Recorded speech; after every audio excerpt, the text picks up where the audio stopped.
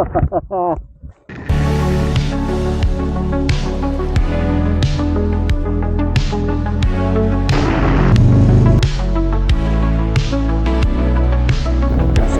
passed since the last time I did one of these ride along and talk about videos, but seems like you guys did enjoy the last one that I did.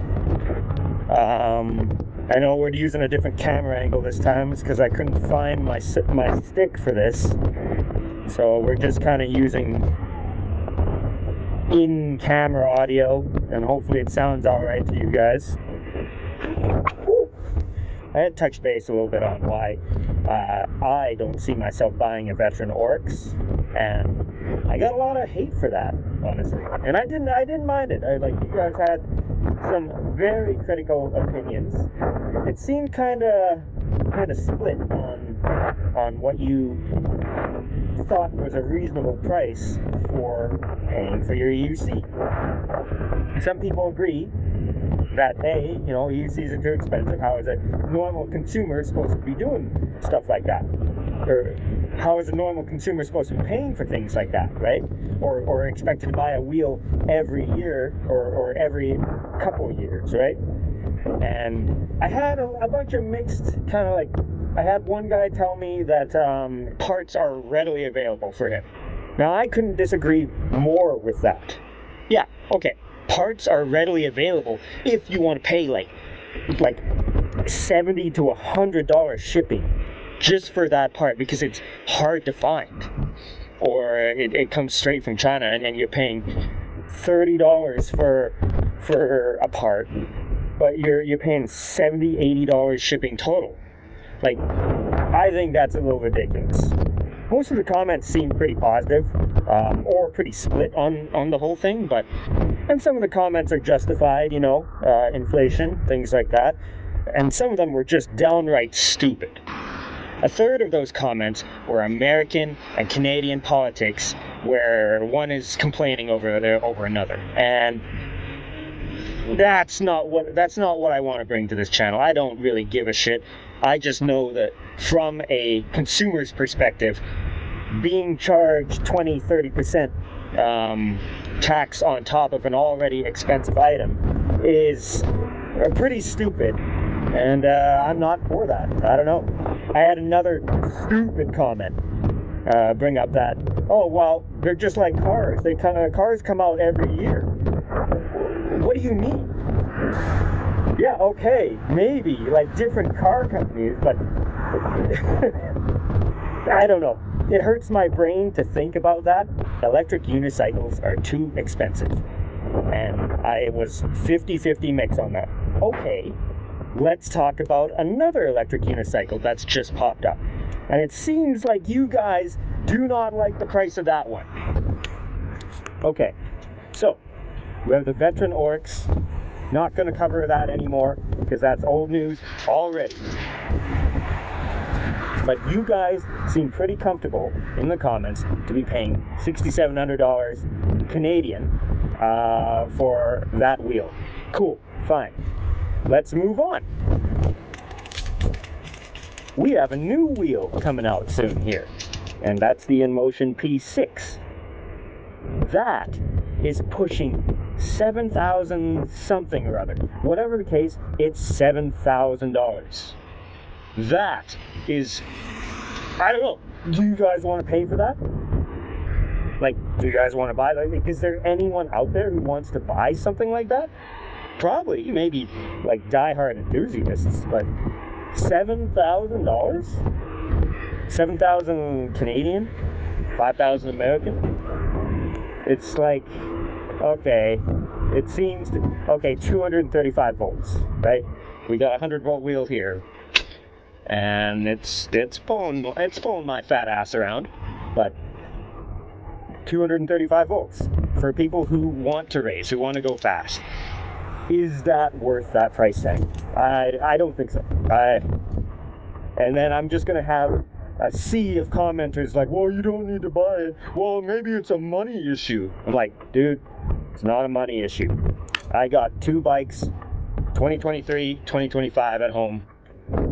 And while I love this hobby, I can't justify paying for that. This here was $2,000. I can't remember how much I actually paid for it. And it's still doing the job. It's not the best wheel out there, but it is not overpriced like that.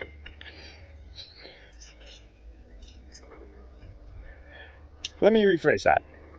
InMotion, totally fine. Veteran, totally fine.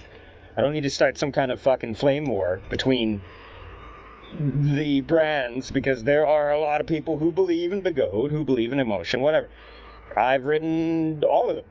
Like, all different brands, and they all have their different quirks, whatever, right? But think about what you can get for 5,000 American, 7,000 Canadian. That would get you nowadays a Yamaha R3, like a full-size bike. Oh, I've got a dog here.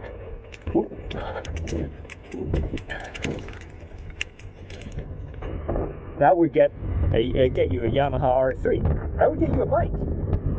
In some cases, that if you buy used, that would buy you like an actual leader bike, like a 1,000cc, 200 plus kilometer an hour motorcycle. Now, as a general consumer,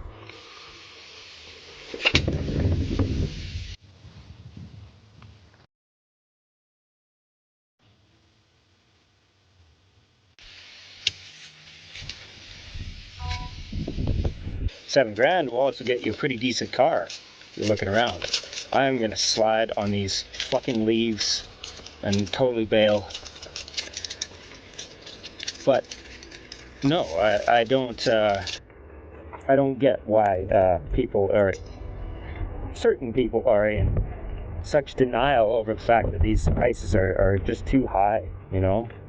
$7,000 again will get you one of the higher end Talarias or Surons.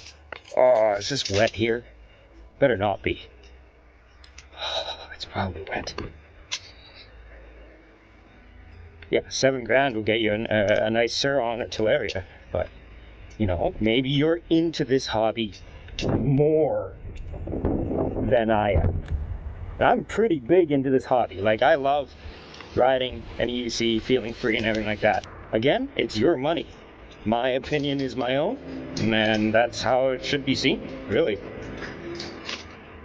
But let's keep things a little lighthearted, because no matter how many critics I got for my opinion on expensive wheels, that video did quite well.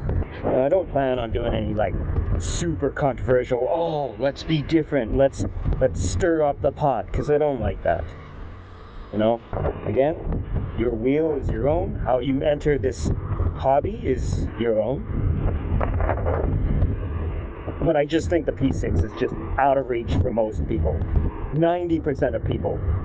I'd like to think that people are reasonable on the wheel they choose.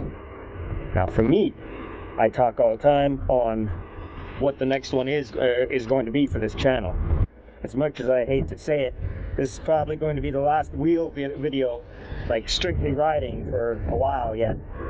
Winter's coming, it's getting cold out, and it's time to think about something new. Of course, we're going to be talking about, the latest and greatest wheels that come out. We got a few new projects coming. I actually just recently purchased a Razor Ground Force go-kart, so we're going to focus on that over the winter. Obviously, we're going to be talking about the latest and greatest wheels that aren't ridiculously expensive. But let's try and end on a high note here. In the comments, let me know what you guys are rocking. Let me know what's been your go-to for the last couple of years. Your reliable wheel, or just a wheel you love to ride. I think we need to hear your experiences on brands and what you like to ride. Because that's the point of a wheel. I've had a bunch of comments tell me it's just what you ride. It's what you like to ride. I think when it starts turning cold out, we're gonna have to do some maintenance to this, because I'm hearing some weird stuff going on. So I might do a teardown video on this, because I don't know if you guys can hear that. Is that the suspension rods? Like the self-lubricated rods there? Kind of scares me a little bit, but I'm sure it's fine. Alright guys, till next video, like and subscribe. See you in the next one.